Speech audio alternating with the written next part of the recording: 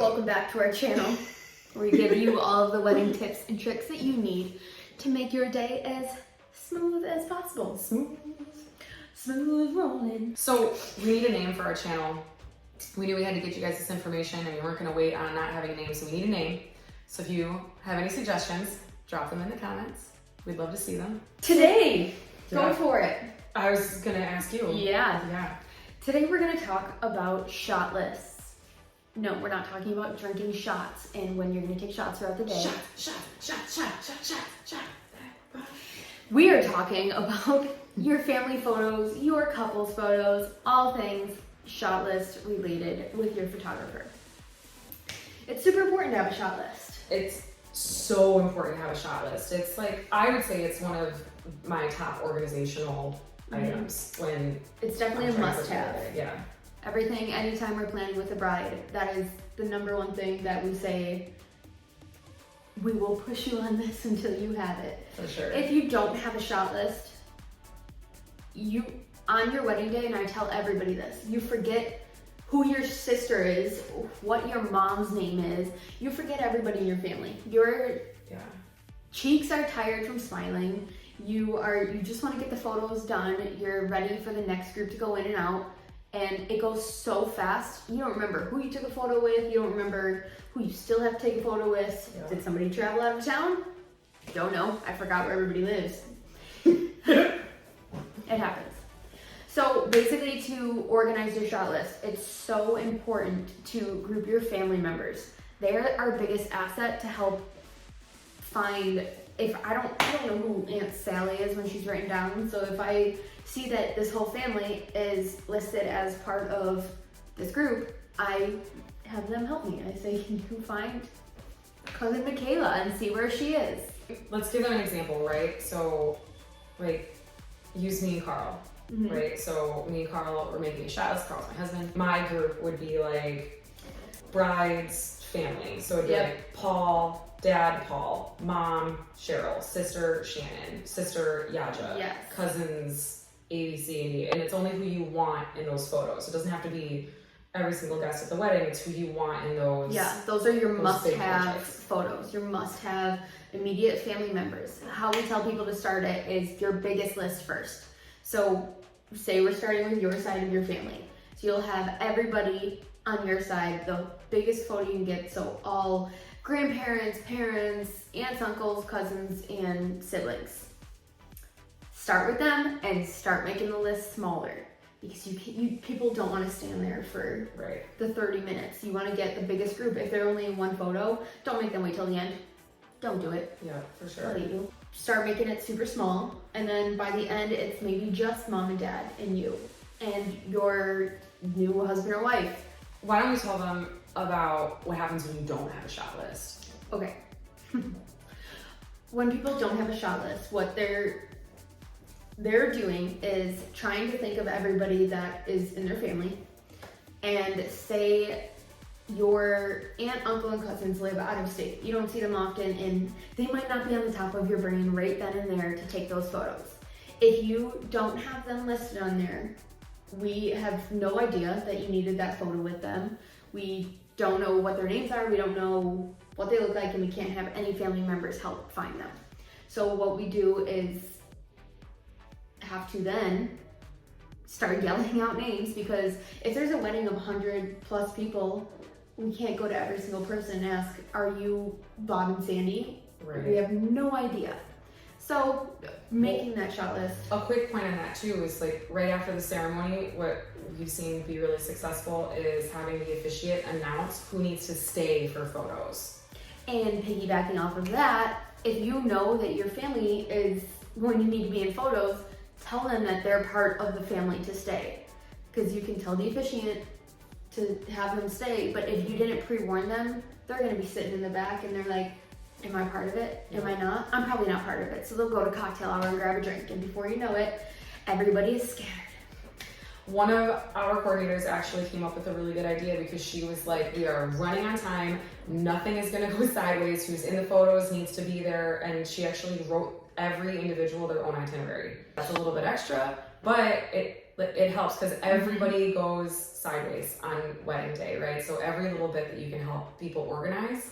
And it doesn't have to be every single person. I've seen people do it where they have a whole bridesmaids list, they have a whole groomsmen list, they have a parents list, and at least the people that are there all day, from hair and makeup to the end of the day.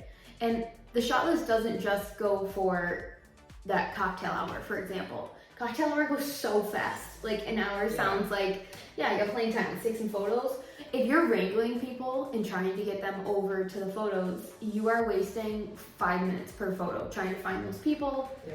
If you have a shot list, we call the people up, for example, and we let them know they're going to be in the next photo. It's just a super smooth process. For sure. The photographer will appreciate it. I promise you, your photographer will appreciate you if you have a shot list and somebody help gathering those people. Your photographer should be asking you for a shot list. It should be something that they are expecting, and if your photographer is not asking for a shot list, that's a little bit of a red flag, I would say. All the photographers that we work with, when we run the shot list, because we are so specific about these, they all love it because it goes so fast.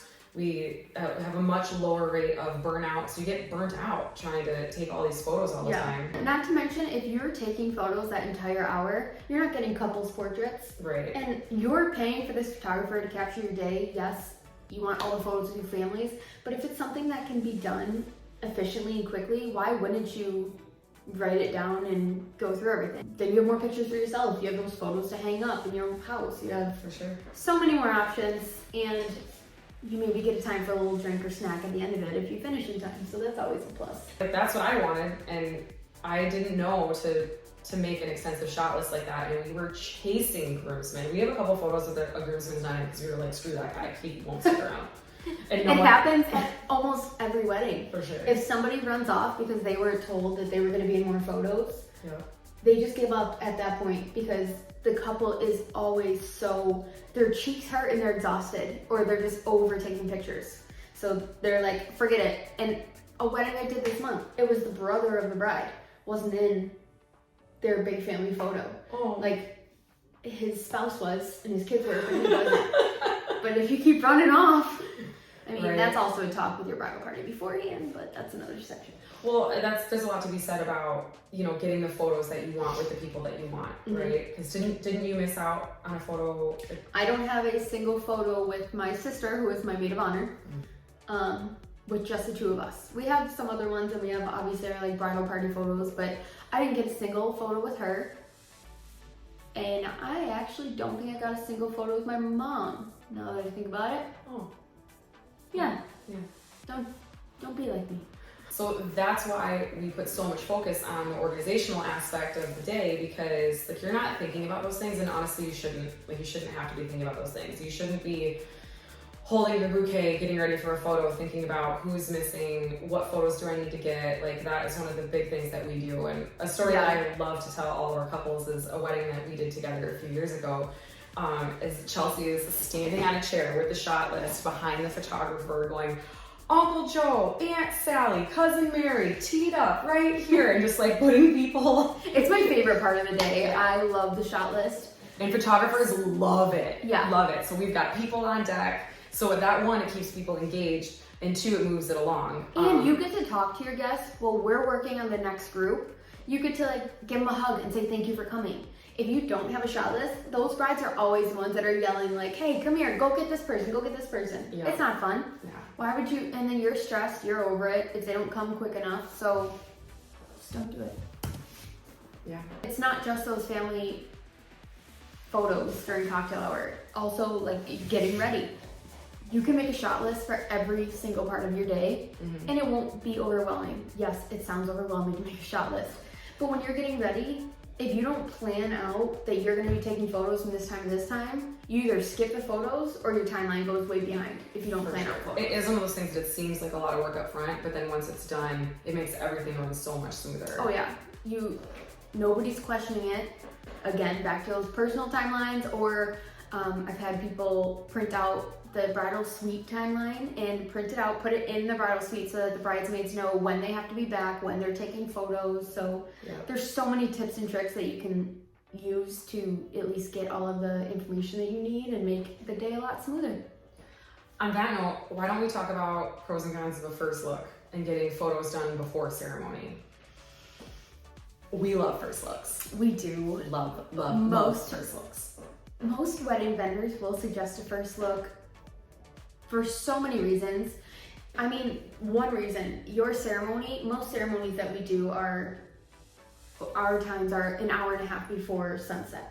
Gives you plenty of time before the day, gives you the ceremony, and then you get some photos afterwards. But once that sun goes down, you can't get those like natural light photos that you want anymore. So if you are saving all of your photos for after ceremony and after you guys see each other, it's really, you're cutting down the amount of time you could have for photos and the amount of photos that you could have, the locations you want. It's just really strict timeline if you don't plan a first look. Not to say it can't be done. You can do so many other things. You can do a first touch, exchange gifts together. You can do lots of fun things, but if you don't want to do a first look, it's just one of those things where the shot list really, really, really comes into play then. Like that is like a non-negotiable if you want your photos taken. Absolutely. I think, and there's lots of pros and cons of people are for or against first looks too, but there's like organizationally, it is a game changer for the day because it gives you so much extra time. It makes the day a little bit longer, right? Because you have to be ready earlier. But as far as allowing time for post-ceremony shenanigans, because like you get some couples portraits done out of the way, obviously, because you guys are together. You get bridal party portraits done. Whereas like if you don't do a first look, you can still get some pictures out of the way. So you can get your fiance and their bridal party, and your fiance and your bridal party, and then vice versa. And so you can get all those bridal party shots done and out of the way, and then you only have like one or two to do with you guys together. But if you do a first look, then you can get all of those things done, and then all you have to do after ceremony is just family portraits, essentially. Yeah, and family portraits, if you do that, it can be done within 30 minutes, and then you get to enjoy your cocktail hour. Yeah. Like, it's unfortunately so rare that people get to go to cocktail hour at all because... Yeah, I was like, I paid for those meatballs. Right. I want those meatballs. You plan your day, and then they don't see you again until after dinner, and you don't get to talk to them, and it makes your day go by a lot faster by having to cram so much into such a little time. For sure. So my husband is a huge first look advocate. Obviously, we went through this, are we gonna do it, are we gonna do it? And he was like, no, I wanna see you walk down the aisle for the first time. And I really had to talk him into it, and now it's one of the first things that he tells couples, like, do a first look. And it's because of that, and two, because it helps get a lot of those like big butterflies out of the way, where you get to share this really intimate moment, just the two of you, or maybe like you have your family, your bridal party there, however you want to set it up. But you get to have all those feelings like just for you guys, and it's not like you don't lose that in the crowd, right? And that was really important to me. So that was one of the things that I really liked. And a byproduct of that was, like, when I walked down the aisle, I remember every single person that was like sitting on the aisle. Like, I remember the people who smile at me. I remember the people who were like, what's up? Like, people do weird stuff, right? And I remember all those things.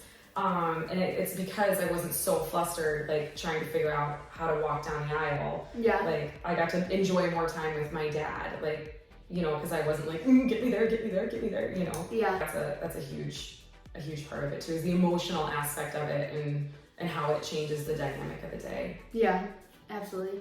For the bridal party portraits, backing on what you had said, if you wait until cocktail hour to get those bridal party photos done, they are the first ones to run to the bar.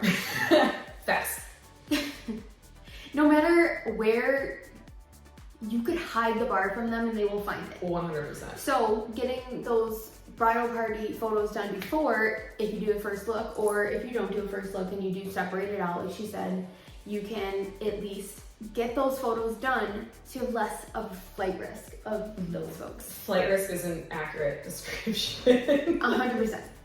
Of bridesmaids and groomsmen. It's one of the questions we ask. Like, when we're planning with a couple, we will ask them, do you have a flight risk in your group? And they know exactly who the answer is when you ask them that. It's like not a shock to them. They're like, yes, watch this person. So, yeah. And then we're gonna lasso in bridesmaids. Like, yeah, get their photo shot done, or photo shot list done first. I'm telling you. Yeah. It's for their sanity and yours. Yeah. Don't limit it to just you guys and just your family. Shot list out your bridal party and literally put a lasso on the loose cannon. And the two, one suggestion I got that really helped me with that was, Pinterest out whatever creative bridal party shots you want to get done. I saw two things on Pinterest or Instagram that I was like, ooh, I really want to do that shot. And so that was in my shot list. Like, I need this bridal party shot and this bridal party shot. Yeah. As much as you can depend on the photographer, because they do it all the time, you want to be able to capture what speaks of your bridal party. Her bridal party we were a fun crowd. Fun indeed. So you don't want to do flight risks. A lot of flight. It was a sea of flight risk. That's okay. But you... Can I tell a story? Do I want you to tell a story? I think so. Okay, go ahead. So I want to tell you about the time that I had a party with my bridesmaids in a parking garage. And this is one of those things where if we didn't do a first look, I would have gotten no bridal party photos. Yep. We would have been totally screwed. And so during our first look, we finished our first look and then we were getting ready to do bridal party portraits, and a massive storm rolled in and we're all outside. So we had one pontoon boat for 2 boats worth of human. My husband's Italian. We had 9 on each side. Like, I was just grateful that he kept it under 10. So we had a massive bridal party. I look at the girls and I was like, we're not outrunning that rain. And so all of us booked it down the dock, and we were at a hotel, and the closest thing, my dad was at the bar, flight risk. Flight risk number 1, it doesn't matter. It doesn't have to be bridal party. It can be dad. It's dad. Literally anybody. So my dad is with one of my cousins at the bar, and I'm in my hyped up wedding dress, all the girls in tow running past going, Dad, grab us drinks. So my dad and my cousins get an armful of drinks, and we run into the parking garage and we throw a parking lot party. With just the bridesmaids, because why did the groomsmen get on first? Because I ran away, because I was like, we're not. Oh, okay. Yeah, I was like, we're not going to make it to shore by the time the rain gets there. Nobody's touching his hair and makeup. So we did have a parking lot party. We made a lot of friends in that parking lot party. Did make a lot of friends. Oh, another first look thing is have protection, and that's not what it sounds like. It's not what I meant. But you need to have like a barrier if it's especially if it's in a public place, right? Yeah. Because you have the opportunity for people to impose their opinions on first looks, and I didn't know that people were so vocal about this, but they don't care if you want them out of their photo too. If they're there, they're camping there. They're not moving. 100%. So if you're gonna do a first look in a public place, make sure that you have protection in place.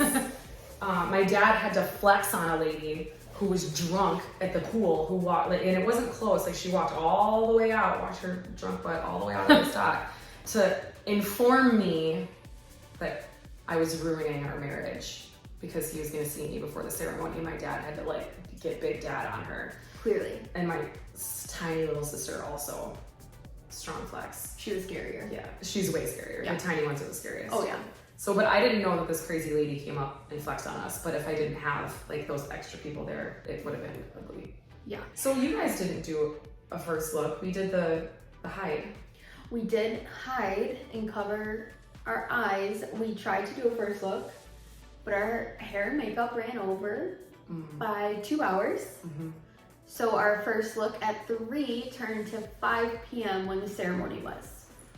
So that's a whole nother, we tried to do a first look, and we still did for some reason, I think to get rid of those butterflies, but we saw each other for like 30 seconds and then walked down the aisle. All that hype up. Yeah. At that point we should have just waited, but it's fine. I would have cried like a baby. Some of these brides and grooms do start crying like babies. That's right. You guys did the first look with the bridal party above. I forgot we did it in the bridal suite. Yep. That was really cute. Yeah. I like that. And then we walked down the aisle promptly after. I have never heard a higher pitched babe out of this one. And then I promptly went, look at me! It's so true. I did. Why don't we tell them about hair and makeup in the timeline? Okay. Because that's pretty important too. Leading up to also the day in your timeline and being able to get to your shot lists, because if you can't even get to them, why make them? But I'm just kidding, please make them. For our hair and makeup, we had one hairstylist and she was sure that she could do all. We had, I think, 10 girls total, including our moms. So we were all getting our hair and makeup done and it ran over, and by the end, my sister, who was the maid of honor, didn't even get her hair done, so she could not. She walked down the aisle with, I think, somebody else. She just had a blowout. We ran out of time, and we were already late. And another point after my wedding that I start advising to people is not to put the bride last, because we put the bride and maid of honor last, thinking our hair will be most fresh, our makeup will be fresh. No, you could do touch-ups. Touch-ups are a thing for a reason. Yeah. Don't risk being late. Because I was late, I couldn't do my first look because my sister and I were the last two getting done. So it's just something that, plan it out, but. So it's really important ahead of time to figure out who's getting their hair done, who's getting their makeup done, because a lot of times it's not just bridal party. People forget to factor in flower girls and moms and mother-in-laws and grandmas, and it's a really great way to help the women in your life, or men, everybody who wants to come and get spruced. There's grooming services. There are grooming services. So you just want to be you don't want to get to the day of and then have someone add on. And then you also want to have a very candid conversation with your hair and makeup artists, asking them, how long does it take you to do a hair and makeup? If we have this many hairs being done, this many makeups being done, how many hours is that? How many stylists do you need? And create a schedule for that. Yeah. People looked at me like I was crazy and they're like, don't do it down to the minute. If I had done that, we could have seen that we were falling behind if I had actually followed through and finished it. Otherwise, you have no idea if you're behind, you don't know how much time's left, you don't know who still hasn't gotten done because it's a free-for-all of who's next. Don't play that game. Plan it out. See and then they know when to come to the bridal suite. They know when that each person should be there to get their makeup done or come back. So it's super important to just think about that. Think about where you're gonna get your hair and makeup done in that timeline. And if you have to go to do a first look, had it been first, I would have had a first look. Well, but the I other went girls are last. getting done. Yeah, exactly. So actually, your hair and makeup debacle caused me to have a very serious conversation with my hair and makeup artist, which ultimately saved my day. Because we ended up adding another stylist, because I was like, I will be hair and makeup on, mimosa in hand, ready for photos by 12. And our first look wasn't even until 2. So we had the most relaxing day. So thank you, and I'm sorry. Yes, no problem. That's fine. But just super important questions to ask and make sure that all that's planned out ahead of time. Because we don't want you to be stressed. No need. No need for that. No.